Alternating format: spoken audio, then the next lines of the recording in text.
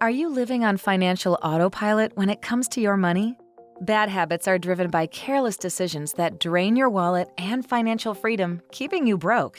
We are here to stop that. We are going to reveal the 6 bad money habits that keep you poor.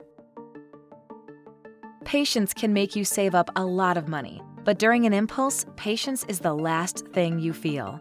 Impulse purchases are a silent enemy, an enemy you don't see, but once you add up all those impulse purchases on the products that cost only $5, the bills start to pile up. You are left with a devastated bank account due to those hefty credit card bills. All those shady marketing tactics businesses have don't help at all. For example, have you ever felt the urge when you are in the checkout line in the supermarket and that chocolate bar on the shelf near you keeps calling you? Well, that's the feeling that can drain all your finances.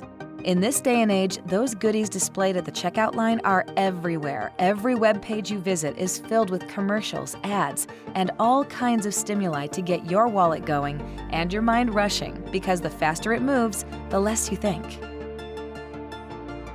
All online payments are designed to work against you. They work too fast without leaving you room for a second thought. So they trick you into not doing any financial math. Once you get used to buying just because you can and conveniently find it easy, it will be a challenging month for your finances. The easier the purchase process, the harder it is to control it and see the long-term advantages and disadvantages of what you end up paying at the time of purchase. Several studies show how our brain works when you pay with digital money over cold, hard cash. You never have the entire picture of how much is leaving your pocket, making it seem like you are spending less. A short-term wallet doesn't display future scenarios and overwrites your long-term goals for a short-term buy. Doing that simple financial math for each purchase could give you the reasoning to overcome a broken financial life. Spending as little as $100 a month on last-second purchases will add up to $1,200 a year. So watch out for that bad habit and take a breather before grabbing your credit card. This is a bad habit many people do to stay broke forever. The more money they have, the more they figure out how to spend. For example, by increasing the number of things you own, you increase monthly fees and costs on maintaining everything. This is called your burn rate or cost of operation in a business. It doesn't matter what or how it happens, it will always yield the same results. No career or degree saves your finances from lifestyle creep.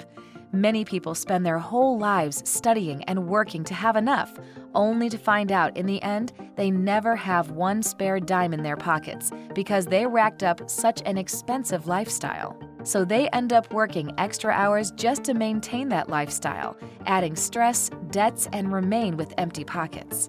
People who are earning over $500,000 a year but save less than 5% of that a month are common.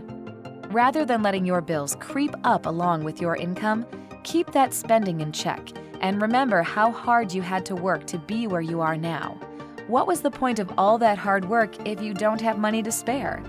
It can feel as if you were running inside your own hamster wheel, working extra hours, more clients, and more commitments, only to maintain so many things and keeps building up pressure, stress, and more bills. This is a habit equal to a financial black hole. You don't know where all the money is going, but it is going. So every time you look at that credit card bill, you don't remember half of the charges and say something like, "When did that happen?" Or, "I don't remember that." Those recurring questions are the beginning of the end of your wallet. Because if you change nothing, you will ask the same questions next month and the month after that, and so on, until you reach another year lost in debt.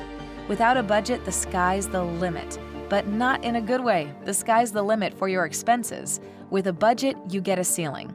Like thinking to yourself before buying something expensive, "This costs $1,000, but all I got is $700 cash without using my credit card. So nah, I will wait until I have enough to pay for it outright."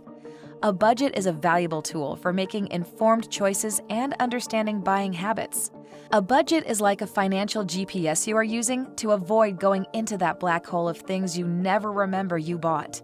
So before your hand reaches for your wallet, you've got a plan that will stop you and make you say, "Wait a minute, think this through." That gives you several wake-up alarms buzzing in your pocket saying, "Do we have enough for this?"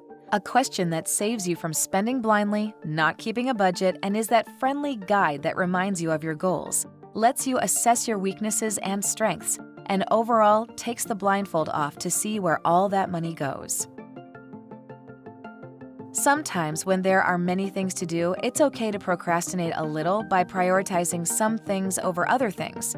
But making that a habit with your debt could guarantee several headaches and many unfinished tasks. With debt, it happens the same way.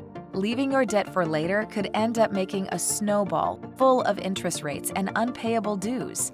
Managing your debt first is essential to saving. You can't grow without that debt anchor out of the way. In addition, those credit card interests can take over your monthly payments and stop you from paying that balance fast enough. So stay clear of just paying the minimum because that's a ticking time bomb. Tackle your debt full on, with a careful plan and making a habit of paying off the highest interest debts first. As soon as the money reaches your hand, it goes into your debt. That way, by paying off the highest interest debt, your financial security will compound. You will have a newfound habit of paying yourself first to save for a wealthier future. There is a world out there that wants to eat you alive if you stay in the same place. Everything develops and moves all the time, and so does money. This is called the velocity of money. Many wealthy people move that money away from inflation by investing because if you just save it up, inflation will eat your buying power slowly. Recently, inflation has been above 8% annually, the highest in 40 years. So in order to avoid being stagnant or outdated with your long-term financial planning, learn to invest wisely. We are not talking about some crazy guru magic, be your own boss or pyramid schemes, crazy crypto one-time projects, or even sticking to a leveraged all-in on the S&P 500. Nowadays, most of those are no more reliable than going to a casino. We are talking about a slow process of learning what instrument of all the financial products available make you feel comfortable and confident long-term. If you leave your money in a savings account, it will lose value every year. Every hard-working dollar melts thanks to inflation. By wise investing, your money can keep up with inflation. Investing is teaching every dollar you have to work for you and is also a great way of opening your mind to new options. While just saving is a perfect way to leave your money at the mercy of rampant inflation. So invest in your investment knowledge. Become your own financial guru.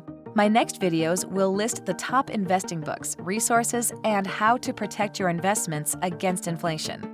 But what is the worst habit that keeps you broke, and what would be the first thing you would like to learn to change it? Tell us in the comments, leave a like, and subscribe for more videos like these.